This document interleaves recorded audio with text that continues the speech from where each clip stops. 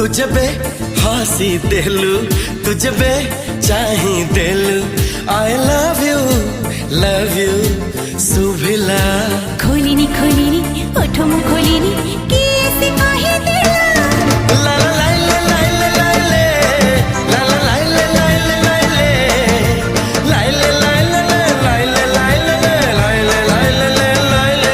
तुझे भी हंसी दिलू, तुझे भी चाहे दिलू। I love you Subhila. लेखनी लेखनी गप मु लेखनी कि ऐसे पढ़ी